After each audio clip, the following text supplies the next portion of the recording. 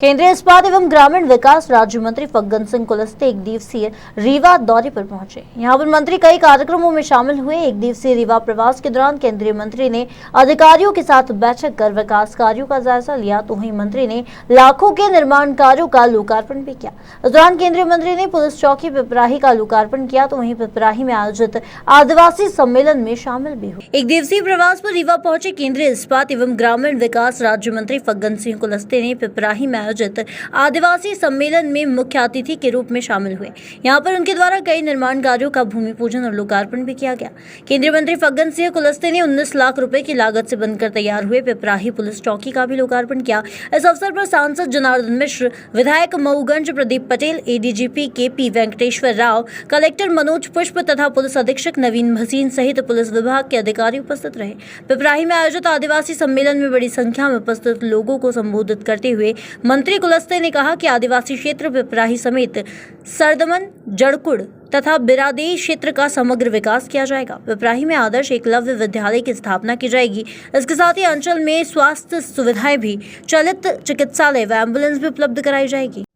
दूसरा एक विषय यहाँ पर रानी दुर्गावती का एक पार्क बने, माने गार्डन, इस प्रकार की कल्पना किया है। मैंने यहाँ कहा है कि सीओ और कलेक्टर साहब को कि कोई स्थान ऐसा हो नरेगा से उसको फिलिंग वगैरह करने के साथ साथ एक पार्क का निर्माण बच्चों के खेलने के लिए, विद्यालय के बच्चे और बाकी गांव के नागरिक, और बाकी कभी इस प्रकार के आप लोग आएंगे तो कोई अच्छा स्थान ऐसे बन जाए और वहाँ एक प्रतिमा निर्माण की बात हमने किया है। और एक मैंने ये भी आश्वासन दिया है कि हम एक यहाँ पर चलित औषधालय, एक एम्बुलेंस देने का हमने फैसला किया है और वो हम किसी योजना विशेष से करेंगे।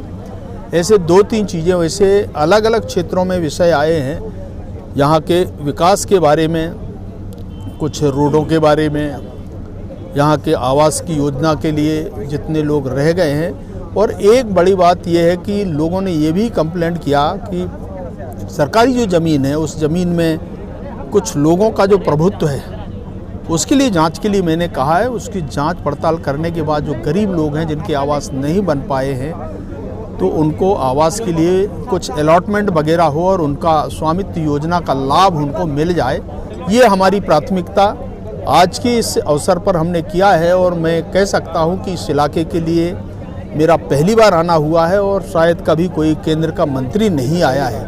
तो इस प्रकार की व्यवस्था के बारे में और मेरा पूरा भरोसा है। मैंने आदिवासी भाइयों को कहा है, प्रदीप जी के आग्रह पर मैं यहाँ आया हूँ, तो उनको भी और इस क्षेत्र के आदिवासियों को भी लगना चाहिए कि कुछ हम उनके कल्याण के लिए कुछ योजनाओं को यहाँ।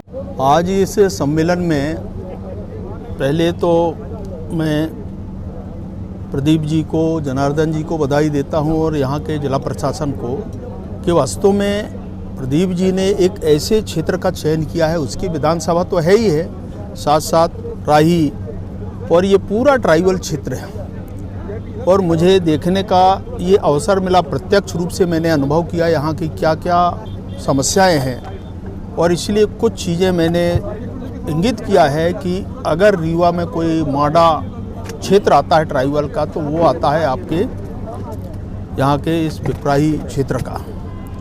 और इसलिए इस विकास खंड में, यहाँ के एक मोडा क्षेत्र में एक हम आने वाले भविष्य में एक आदर्श विद्यालय, एकलव्य आदर्श विद्यालय जो भारत में ऐसे ट्राइबल क्षेत्रों में खोलते हैं जहाँ पर CBSE पाठ्यक्रम भी रहता है और लगभग आज की तारीख में उसकी 30 से 32 करोड़ रुपए की लागत, इतने बड़े स्केल में, और उनकी आवासीय व्यवस्थाओं को हम पूरा करते हैं। रीवा से अनुराग अग्निहोत्री की रिपोर्ट।